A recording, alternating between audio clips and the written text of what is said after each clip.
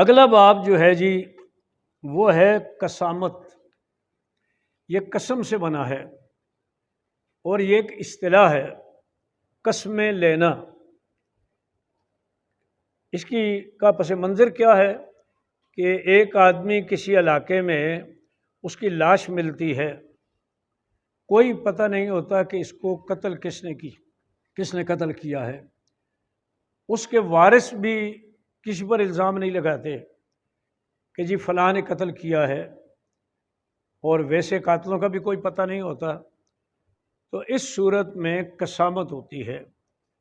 قسامت کا معنی یہ ہے کہ ان لوگوں سے 50 آدمیوں سے قسم لی جاتی ہے۔ اگر یہ دعویٰ کرتے ہیں کہ فلاں نے قتل کیا ہوگا تو یہ بھی 50 آدمی قسم اٹھائیں، چونکہ یقین تو ہے نہیں، اور وہ جن کے اوپر شک ہے وہ 50 قسمیں اٹھائیں، تو اس سے فیصلہ ہو جائے گا، اور پھر اس کا خون ضائع ہونے سے بچانے کے لیے اس کی دیت ادا کر دی جائے گی۔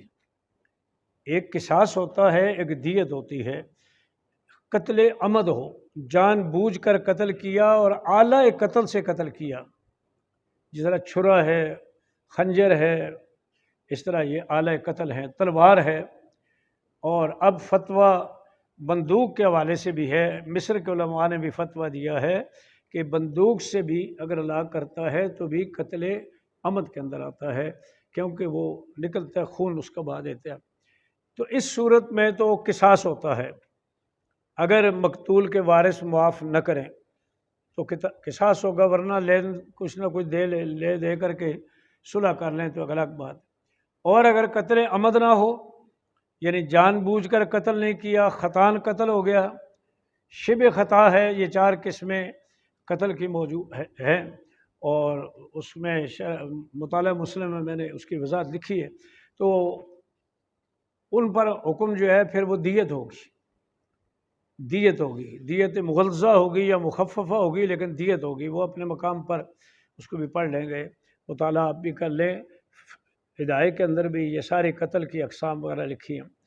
تو اس میں دیت دینی پڑتی ہے۔ دیت کس کو کہتے ہیں؟ خون بہا کو کہتے ہیں۔ آگے دیات کا پورا باب آ رہا ہے۔ خون بہا یعنی کسی کا خون اگر کسی نے کیا ہے اور جان بوجھ کر نہیں کیا ہے، خطا سے کیا ہے، تو اس خون کی قیمت جو ہے وہ دینی پڑتی ہے۔ 100 اونٹ دیت مقرر ہوئی تھی عربوں کے اندر، یا 1000 دینار، یا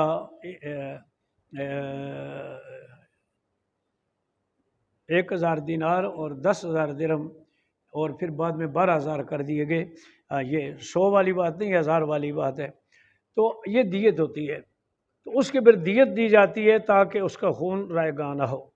اب یہاں جو واقعہ ہوا ہے اس کو توجہ سے سنیں کہ حضرت رافع بن خدیج کہتے ہیں انما کالا، پیچھے راوی دوسرے راوی کالا یخشا و حسب تو کالا وان رافع بن خدیج کہتے ہیں کہ حضرت عبداللہ بن سال بن زید و محیصۃ بن مسعود بن زید، جس کو ہماری زبان میں کہتے ہیں دادے پوترے کہتے ہیں، جس کو ایک دادے کی اولاد، یعنی دادا کون ہیں؟ زید کے بیٹے سال بھی ہیں، اور زید کے بیٹے مسعود بھی ہیں، اور سال کے بیٹے عبداللہ ہیں، اور مسعود کے بیٹے محیصہ ہیں، چچا زاد ایک دوسرے کے۔ تو سال عبداللہ بن سال اور محیصہ بن سعد یہ خیبر کی طرف نکلے، جاتے تھے شکار کے لیے یا کوئی لکڑیاں وغیرہ چننے کے لیے۔ تو خیبر میں تو چونکہ بہت باغات اور یہ سارا کچھ سلسلہ تھا، اور خیبر میں یہودی رہتے تھے، مدینہ طیبہ میں بھی یہودی کافی تھے، لیکن خیبر تو خاص طور پر یہودی تھے۔ خیبر میں گئے، تفرق فی بعض ما هنالک، تو اپنے بعض کاموں کے لیے بکھر گئے۔ انہوں نے کہا آپ ادھر جائیں، آپ اپنا تلاش کریں، میں ادھر جاتا ہوں، جس طرح ہوتا ہے کہ پھر ہم اکٹھے ہو جائیں گے۔ دونوں جدا ہو گئے، حضرت عبداللہ بھی اور حضرت محیصہ بھی، ما هنالک، جو وہاں ان کا کام تھا۔ ثم اذا محیصۃ یجد عبداللہ بن سال قتیلا، پھر دیکھا کہ وہ محیصہ جو ہے وہ واپس نہیں آئے عبداللہ، تو حضرت محیصہ نے ان کو تلاش کیا، جب تلاش کیا تو ان کی لاش ملی، فدفنہ، انہوں نے پھر لمبی بات نہیں کی، ان کو تو وہاں دفنا دیا۔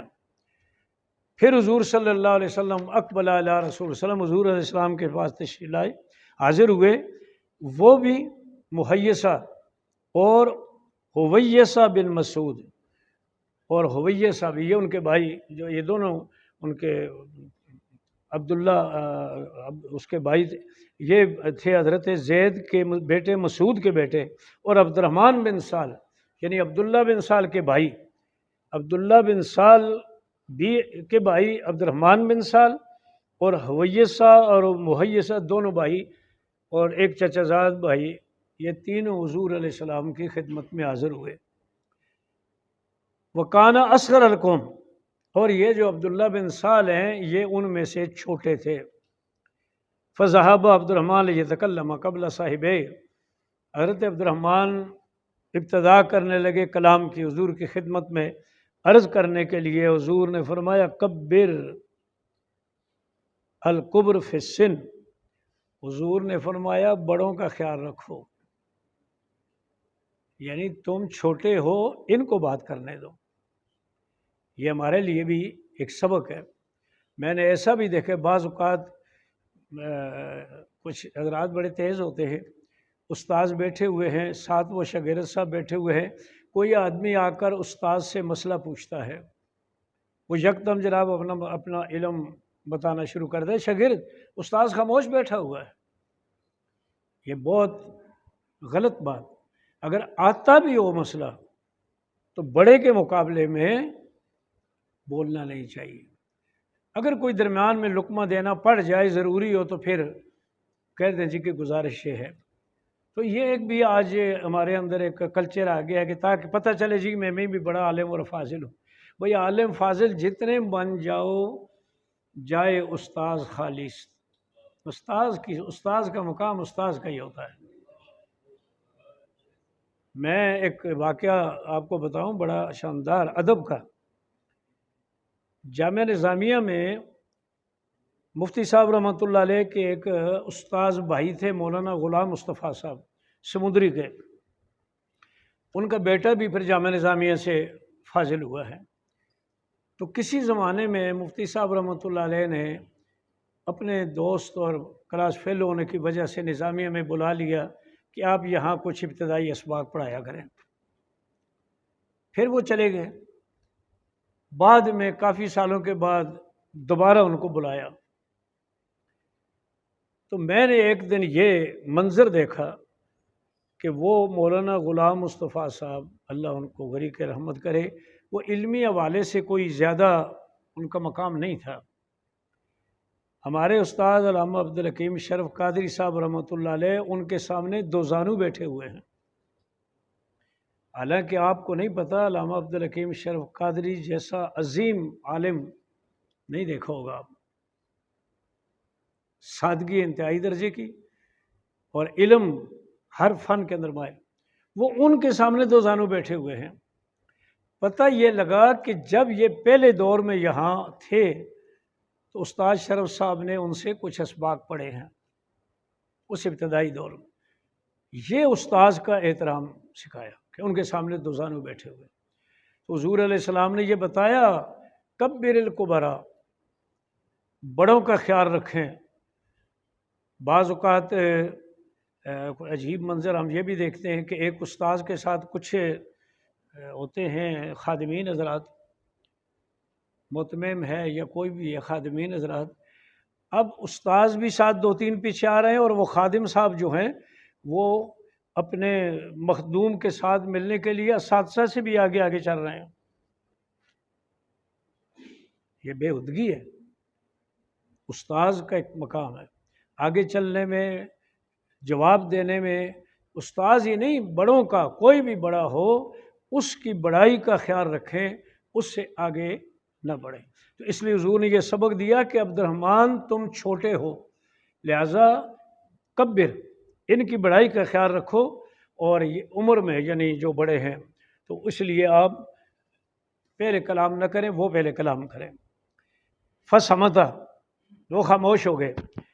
فتکلم صاحباہ، تو دوسرے ان کے جو ساتھی تھے ہویسہ اور محیسہ، ان کے چچا زاد بھائی، انہوں نے کلام کیا، حضور صلی اللہ علیہ وسلم سے ذکر کیا مقتل عبداللہ بن سال، کہ حضرت عبداللہ بن سال شہید ہو گئے، ان کو قتل کیا گیا، ان کی لاش ملی، یہ مسئلہ تھا۔ حضور علیہ السلام نے فرمایا تحلفون خمسین یمینا فتستحقون صاحبکم او قاتلکم۔ اب چونکہ خیبر میں یہودی تھے تو حضور علیہ السلام نے فرمایا تم میں سے 50 آدمی قسم اٹھائیں کہ ان یہودیوں نے قتل کیا ہے۔ اگر تم قسمیں اٹھا لو گے تو یہودیوں پر مقدمہ ہو جائے گا۔ قالوا وکیف نحلف ولم نشهد، انہوں نے کہا ہم جھوٹی قسم نہیں کھا سکتے، کیسے ہم قسم کھائیں جب کہ ہم وہاں موجود نہیں تھے؟ یعنی جب وہ قتل ہوئے تو ہم نہیں تھے وہاں، تو ہم کیسے کہیں کہ ان یہودیوں نے قتل کیا ہے؟ اب یہ بھی دیکھیں، آج جھوٹی قسموں کا ایک تماشا بنا ہوا ہے، اور بغیر تحقیق کے ہم کسی کو قاتل قرار دیتے تھے، کسی کو کیا قرار دے دیتے ہیں، اور انہوں نے کہا جی ہم نے دیکھا نہیں ہے واقعہ، لہٰذا ہم قسم نہیں کھا سکتے۔ قالا، حضور علیہ السلام نے فرمایا فتبرئکم یہود بخمسین یمینا، اگر تم قسم نہیں اٹھاتے تو یہودیوں میں سے 50 آدمی قسم اٹھا کر تم سے بری و ذمہ ہو جائیں گے، یعنی وہ قسمیں اٹھائیں گے ہم نے قتل نہیں کیا۔ اگر تم قسمیں اٹھا لو تو ٹھیک ہے، وہ تمہارے قاتل شمار ہوں گے، اگر تم نہیں قتل کرتے، اپنا قسمیں اٹھاتے، پھر یہودی قسمیں اٹھا کر کے بری ذمہ ہو جائیں گے۔ اب اگلی بات بھی دیکھیں، زمانے کے حالات دیکھیں۔ انہوں نے کہا قالوا وکیف نقبل ایمان قوم کفار، ہم کافر قوم کی قسموں کا اعتبار کیسے کریں؟ کیونکہ وہ تو کافر ہیں، وہ تو جھوٹی قسم بھی کھائیں گے، تو اب کافر جھوٹی قسم کھائیں گے اور اب کس کو کہیں گے کہ جھوٹی قسم؟ اب تو مسلمان جھوٹی قسمیں کھاتے ہیں۔ صحابہ کرام نے کہا ان کی قسموں کا اعتبار نہیں ہے، اس لیے کہ وہ کافر ہیں، اور کافر جو ہے وہ قسم کا احتیاط نہیں کرتا۔ فلما رأى ذلك رسول صلی اللہ علیہ وسلم آتا عقلہ، جب حضور صلی اللہ علیہ وسلم نے یہ معاملہ دیکھا کہ نہ یہ قسم خود اٹھاتے ہیں نہ ان کی قسمیں قبول کرتے ہیں، تو حضور نے معاملہ ختم کرنے کے لیے، جھگڑا ختم کرنے کے لیے اور میت کا خون رائے گاں ہونے سے بچانے کے لیے دیت عطا فرما دی، کہ تاکہ جھگڑا بھی نہ ہو، کیونکہ اب ایک طرف سے بات نہیں ہے۔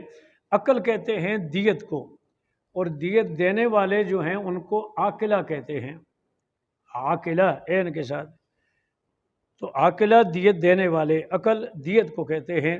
اور یہ دیت اس زمانے کے اندر قبائل جو تھے، کسی شخص نے قتل کیا ہے، قتل خطا ہے، تو مقتول کی دیت اس کے قبیلے پر آتی تھی، اور قبیلے کو عاقلہ کہتے تھے، کیونکہ ایک آدمی 100 اونٹ دیت نہیں دے سکتا، پھر ان پر تقسیم ہو جاتی تھی، چونکہ وہ عربوں میں ایک قبائلی نظام تھا۔ اب تو ایک تو قبائلی نظام نہیں ہے، اور اگر ہے بھی تو وہ کہتے ہیں ہمیں کیا، ہم نہیں دیتے، جس نے قتل کیا وہی دے، یا اس کے تائے چاچے دیں۔ وہ جو قبائل کا آپس میں یہ سلسلہ تھا وہ نہیں گیا۔ اب ایک مسئلہ ہوا تھا، یہ بھی چونکہ آپ کے علم کے لیے ضروری ہے، کہ ایک ٹرک کے نیچے ایک آدمی آ کر حادثہ ہو گیا، ایکسیڈنٹ ہو گیا، اور قتل خطا تھا۔ تو قتل خطا کی وجہ سے اب یہ ہے کہ جب مقدمہ عدالت میں آیا تو اس میں یہ کہا کہ اس کی دیت جو ہے ایک ٹرک ڈرائیور نہیں دیت دے سکتا، 100 اونٹ یا اتنے ہزار درہم اور دینار، لہٰذا یہ جو یونین ہے، ٹرک یونین، رکشہ یونین ہے، ٹرک یونین ہے، مختلف یونینیں بنی ہوتی ہیں، یہ یونین ادا کرے۔ جج صاحب نے، بڑے بہت شاندار جج صاحب تھے، بڑے سنی پکے، تو انہوں نے پھر یہ مفتی صاحب رحمۃ اللہ علیہ، ہمارے استاذ گرامی کو یہ کہا کہ آپ اس پر لکھ کر دیں ہمیں۔ تو مفتی صاحب نے فتویٰ لکھا اس پر کہ اب یہ عاقلہ جو ہے یہ یونین عاقلہ ہے، کیونکہ یہ فنڈ جمع کرتے ہیں ان مقاصد کے لیے، تو لہٰذا اب اس کی دیت جو ہے جو مقتول ہے وہ ان پر آئے گی۔ مفتی صاحب رحمۃ اللہ علیہ ہائی کورٹ چلے گئے، میں بھی ساتھ تھا، تو جج نے کہا، انہوں نے کہا مفتی صاحب یہ ہمیں دے جائیں، آپ کا وقت بڑا قیمتی ہے، آپ جا کر سبق پڑھائیں، بس آپ کو یہاں بیٹھنے کی ضرورت نہیں ہے، یہ ہمیں دے جائیں۔ تو ایسے سے خیال رکھنے والے لوگ، تو اب یہ عقل دیت اور عاقلہ دیت ادا کرنے والے، تو حضور نے پھر اس میں سے مال جو ہے مسلمانوں کا بیت المال اس میں سے ادا کر دی۔ یہی حدیث آگے بھی ہے جی، اور یہی بات فرمائی کبر الکبریٰ، یا فرمایا کبر الکبریٰ یعنی بڑوں کی بڑائی کا خیال رکھو، یا یہ فرمایا لیبدأ الاکبر کہ جو بڑا ہے وہ کلام کا ابتدا کرے۔ تو پھر اس طریقے سے سارا یہ یعنی وہ تمام باتیں جو ہیں احادیث اسی طرح کی ہے، مفہوم وہی ہے۔ اور یہ کہتے ہیں کہ یہ ان دنوں میں نکلے تھے خیبر کی طرف کہ جب یہ صلح تھی یہودیوں کے ساتھ، کیونکہ جس کے ساتھ صلح نہ ہو آپ نہیں جا سکتے۔ اب کسی بھی ملک میں آپ جاتے ہیں تو آپ کو ویزا لے کر جانا پڑتا ہے، اور اس وقت یہی تھا کہ آنا جانا مکہ شریف مشرکین کا مدینہ طیبہ میں، مدینہ طیبہ والوں کا، یہ صلح حدیبیہ سے راستہ کھلا تھا۔ صلح حدیبیہ کی جو شرائط تھیں بڑی سخت تھیں، وہ پڑھیں گے آپ آگے آئے گا، جس پہ حضرت عمر فاروق بہت پریشان تھے کہ یہ شرائط تو ساری مسلمانوں کے خلاف، تو لیکن اس کا فائدہ یہ ہوا تھا کہ آنا جانا ہو گیا اور ہزاروں لوگ مسلمان ہو گئے جب مدینہ طیبہ جانے لگے۔ یہ حکمت تھی حضور صلی اللہ علیہ وسلم کی۔ تو ادھر بھی اس وقت یہودیوں کے ساتھ یعنی خیبر کا راستہ کھلا تھا، ایک ذکر کر رہے ہیں کہ اس وقت وہ گئے تھے۔ آگے وہ تمام وہی باتیں جو بھی ہم پڑھ چکے ہیں۔ یہودیوں نے کہا تھا کہ حضور صلی اللہ علیہ وسلم نے فرمایا اما ان یدو صاحبکم و اما ان یوزنوا بحرب، یا تو اس مقتول کی دیت ادا کرو، یہودیوں سے کہا، اور یا لڑائی کے لیے تیار ہو جاؤ۔ بس حضور علیہ السلام نے ان کی طرف لکھا تو انہوں نے واپس سے لکھا انا واللہ ما قتلناہ، اللہ کی قسم ہم نے قتل نہیں کیا۔ تو حضور علیہ السلام نے پھر حضرت حویسہ، محیسہ اور عبد الرحمن رضی اللہ عنہم سے فرمایا کیا تم قسمیں کھا کر اپنے بھائی کی خون کے مستحق ہو سکتے ہو؟ انہوں نے کہا لا، ہم قسمیں نہیں کھاتے۔ وہی پیچھے سے کہا تھا کہ چونکہ ہم وہاں موجود نہیں تھے ہم کیسے قسم کھائیں کہ انہوں نے قتل کیا ہے۔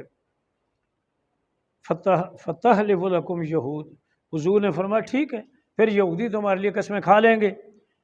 قالوا لیسوا بمسلمین، وہ تو مسلمان نہیں ہیں، لہذا جھوٹی قسم کھائیں گے۔ تو حضور نے فدیہ دے دیا، یعنی دیت ادا کر دی اپنی طرف سے، اور ان کی طرف 100 اونٹ بھیجے حتیٰ کہ وہ ان کے گھر میں داخل کر دیے گئے۔